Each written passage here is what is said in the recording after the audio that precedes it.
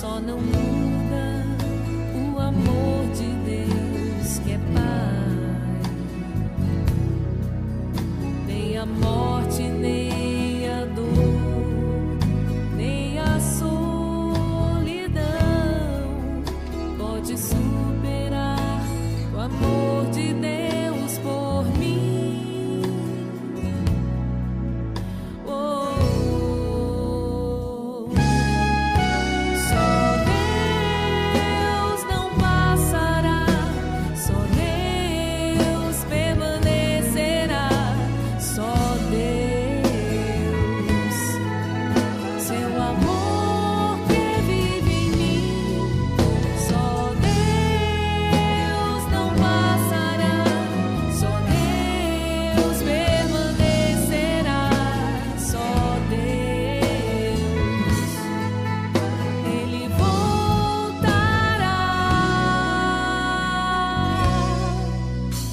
Senhor, teu corpo e sangue, minha redenção, aliança por toda eternidade. Vem agora, ó meu Deus, toma o meu coração, pois sem ti nada posso realizar.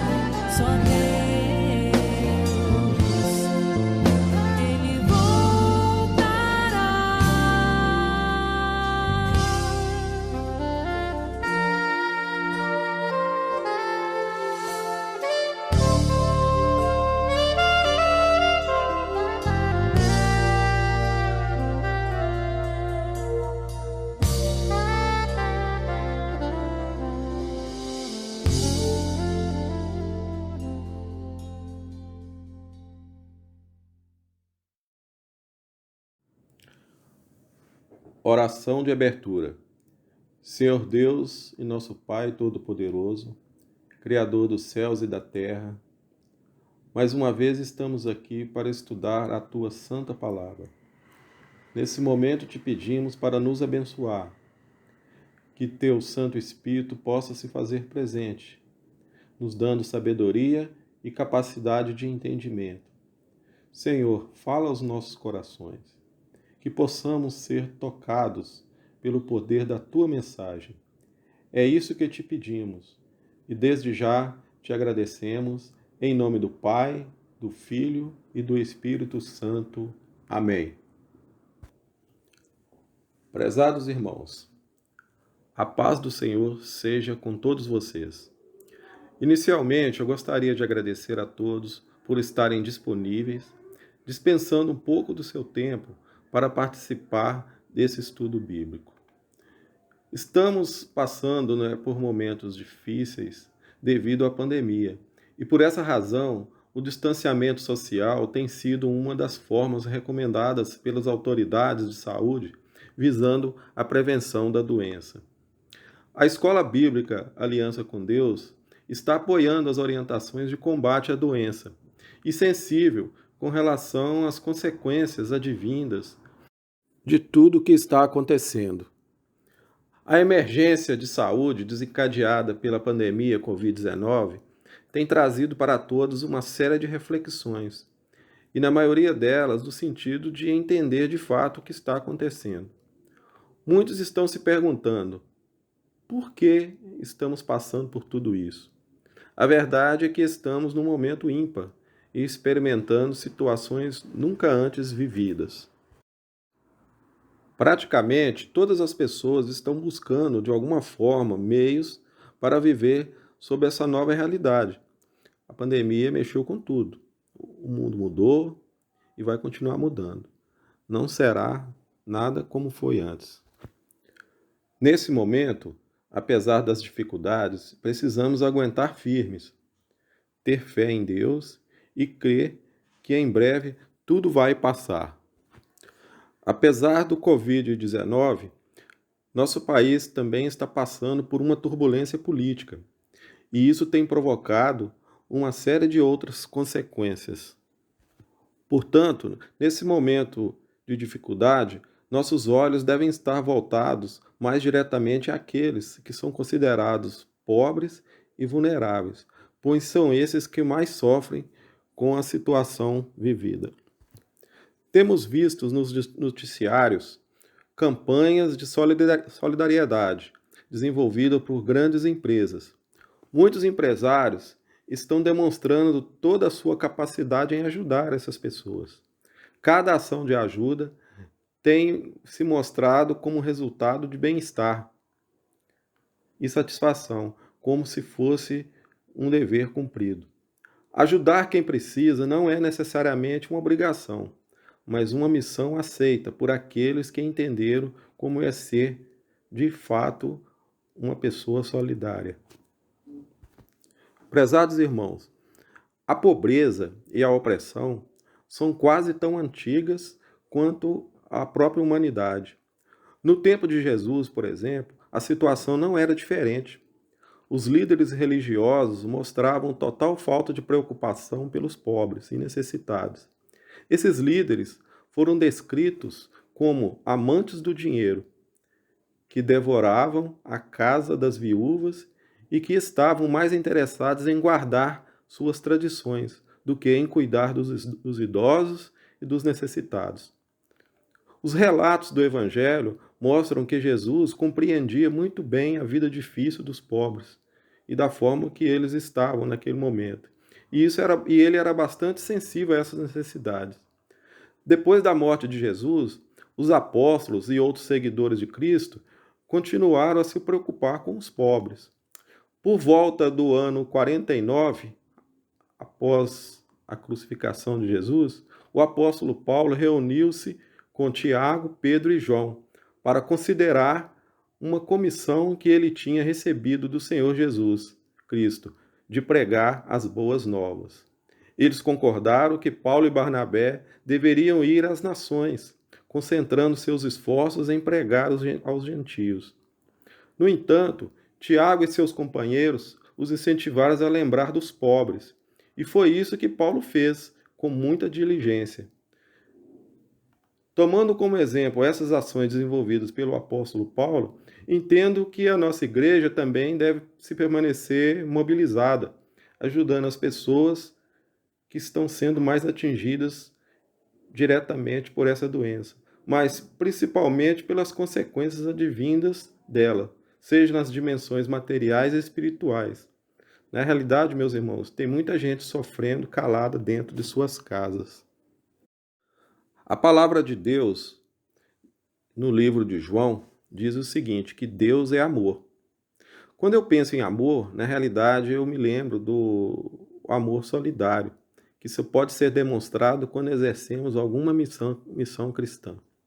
Então, mais uma vez, a igreja está sendo desafiada a ser mais solidária praticando esse amor. A igreja está, no meu entender, no seu melhor momento, ou seja, esse é o momento mais adequado de colocar em prática toda a sua competência, tomando frente nessa grande corrida rumo ao atendimento assistencialista. Creio que Jesus Cristo está esperando algo maior de nós. Devemos mostrar a Ele que sabemos de fato imitá-lo. Afinal, ser cristão é buscar imitar a Cristo.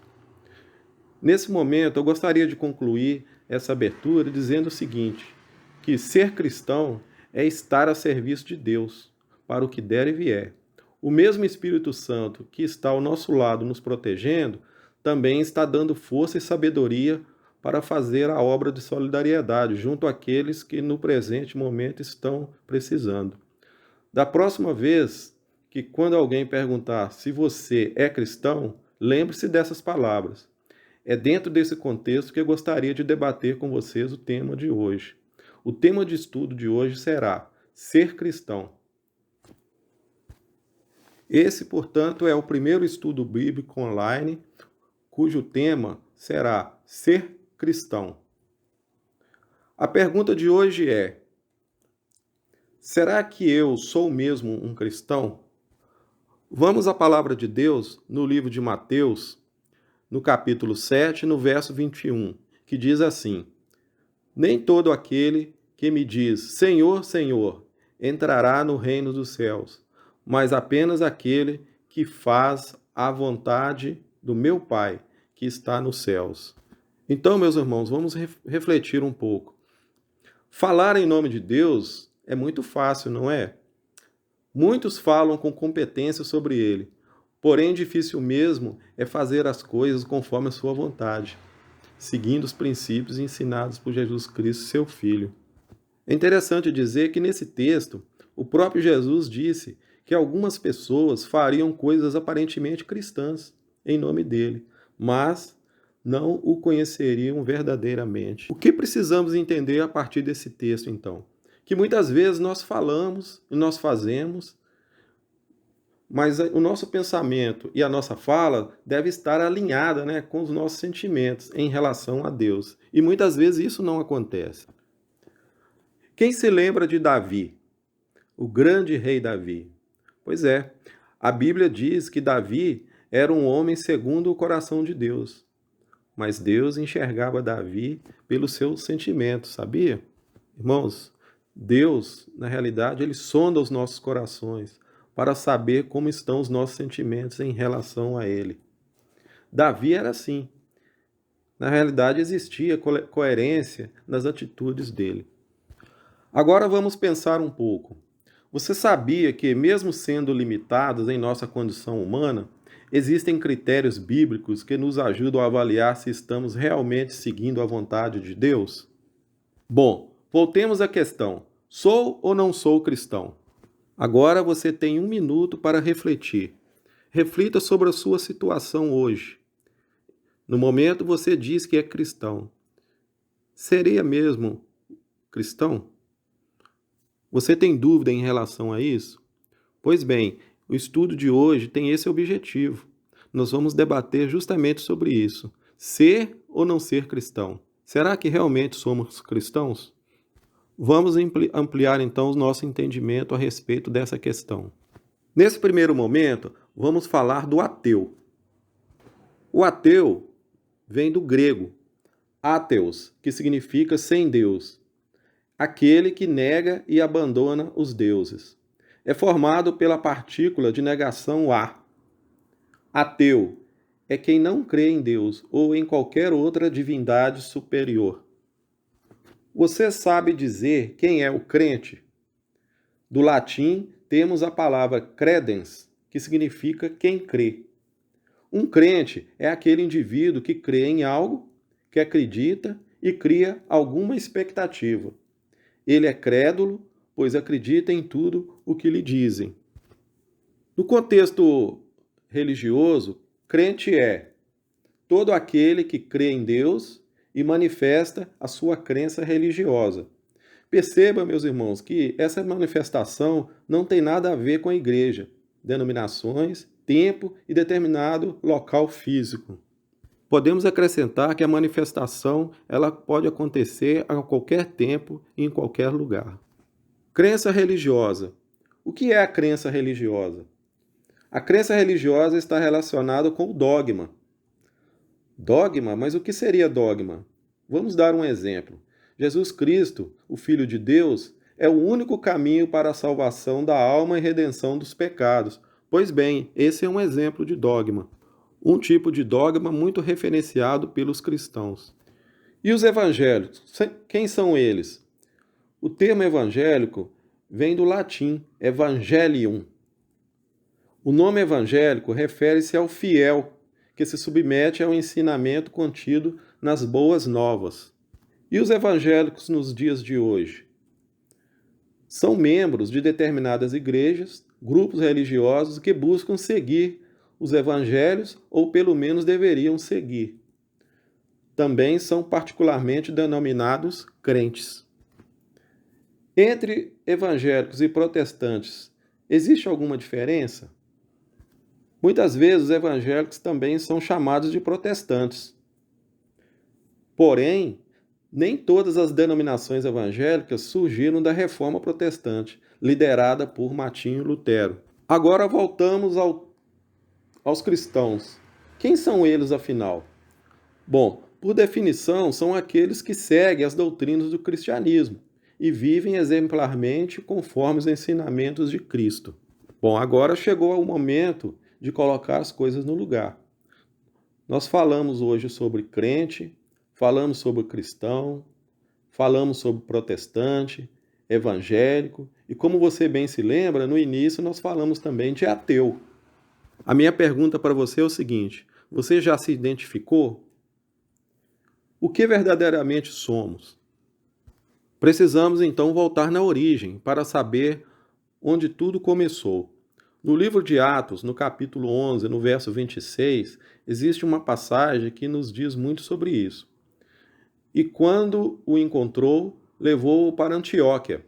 Assim, durante um ano inteiro, Barnabé e Saulo se reuniram com a igreja e ensinaram a muitos. Em Antioquia, os discípulos foram pela primeira vez chamados de cristãos. Bem, como era a vida então dos cristãos daquela época? Certamente era uma vida simples, amorosa e de total submissão a Deus e semelhante a Cristo. Essa definição nos obriga então a entender que os cristãos não são pessoas que fazem adesão por uma igreja local, que se denomine cristã. Ser cristão é adotar o mesmo estilo de vida de Jesus Cristo. No contexto de Atos 11:26, vemos que o testemunho dos apóstolos foi o que deu veracidade à fé cristã daqueles primeiros discípulos. Não haviam placas sinalizadas nos locais onde eles se reuniam. Eles andavam e demonstravam seu amor para com o próximo o tempo todo. Demonstravam total rendição ao Pai, o nosso Deus, nosso Senhor, né? E quem via e ouvia a palavra era tocado e passava a reproduzir em si mesmo o estilo de vida do Mestre Jesus. E hoje em dia, como andam as coisas? Com certeza muita coisa mudou, inclusive a própria ideia de cristianismo.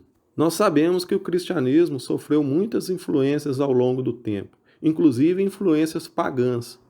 Mesmo que as coisas tenham mudado bastante, ainda é possível ser cristão? Ou será que a cultura moderna mudou os princípios do cristianismo a tal ponto de ser cristão não é mais possível? O que você pensa a respeito? Tenha certeza de uma coisa: cristão não é qualquer um. Isso mesmo, né? Mesmo que a sociedade tenha usado o termo cristão para diferenciar a fé protestante das demais religiões, não é adequado pensar que cristão é qualquer pessoa que acredita em Deus ou que simpatiza com a vida daqueles que servem a Jesus. Eu leio a Bíblia e vou aos cultos. Será que eu sou cristão?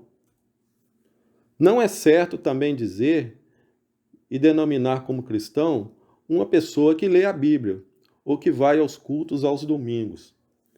Batizei nas águas, sou cristão? Não é correto também pensar que cristão seja aquelas pessoas que decidiram submeter ao mesmo tipo de batismo praticado pelos cristãos da época de Jesus. Aderi a uma igreja local. Será que agora eu sou cristão? Pessoas fazem adesão por uma igreja local por inúmeras razões, e nem todas são nobres o bastante para classificarmos tal pessoa de cristã. Existe uma passagem no livro de 1 João, de 2, 3, 6, que diz o seguinte: E nisso sabemos que o conhecemos, se guardamos a seus mandamentos. Aquele que diz, eu o conheço, e não guarda os seus mandamentos, é mentiroso, e nele não está a verdade.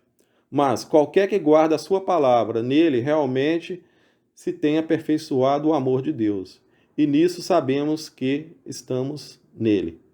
Aquele que diz estar nele, também deve andar como ele andou. Vamos repetir a última passagem.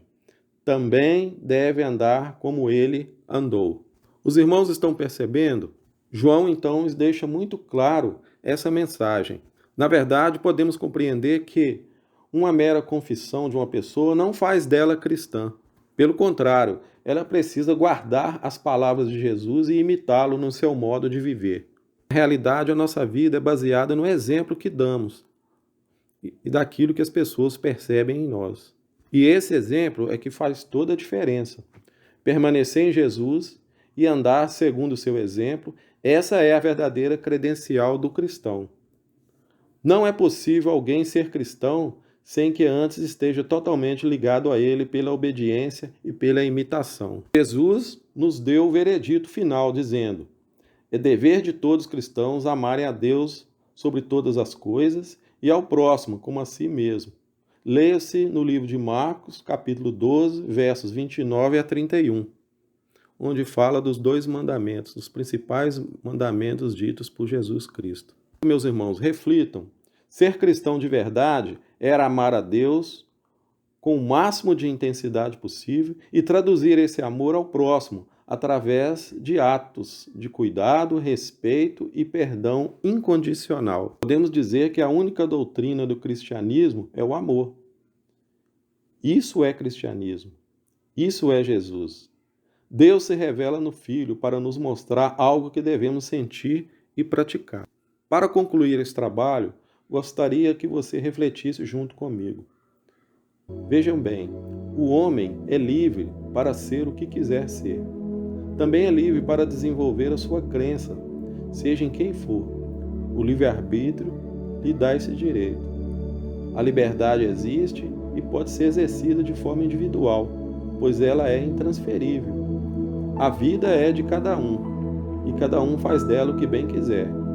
Pode pensar, falar e fazer, como também pode pensar e não dizer nada do que pensa.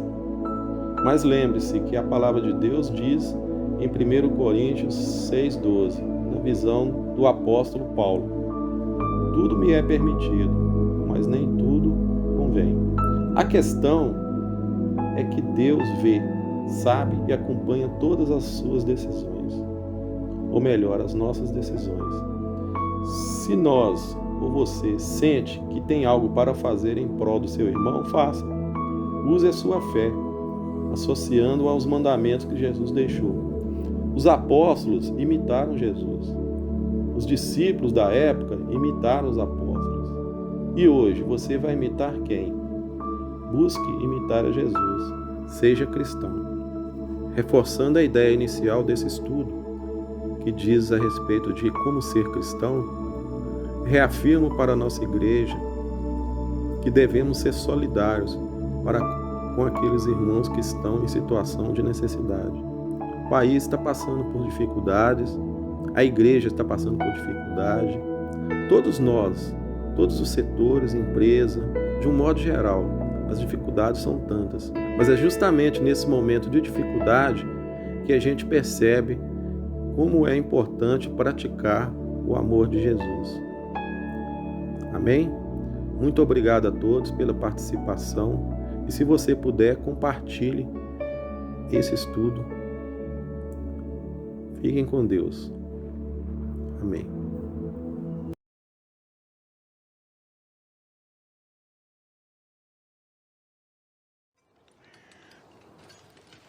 Temos que mantê-los vivos por hora. Vamos, escriba. Até tu precisas comer. Este é para ti, Teófilo.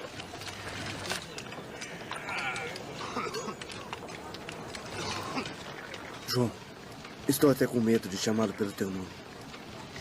Jesus nos salvou e trouxe a ti, seu último apóstolo, aqui neste buraco. Por quê? Dê-me esta tigela. Vamos.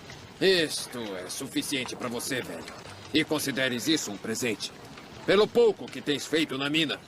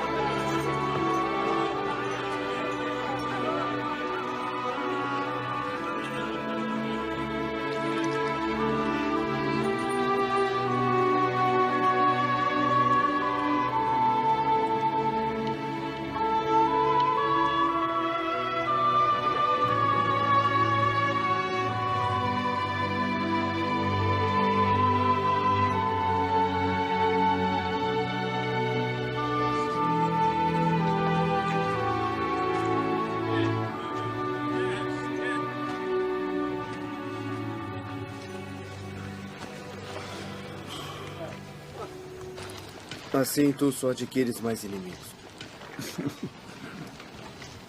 Estás sem forças, Demétrio. Gostaria de ter a tua força. Ah, minha força. Minha força não vem de mim. Vem do Senhor. Aquele que acreditar terá vida eterna.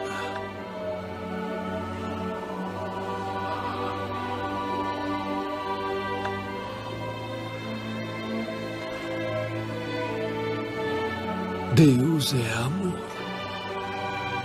E quem sobreviver e viver em amor, viverá em Deus. E Deus nele. Se aguentarmos a dor e sofrermos com fé e amor, encontraremos verdadeira alegria no Senhor.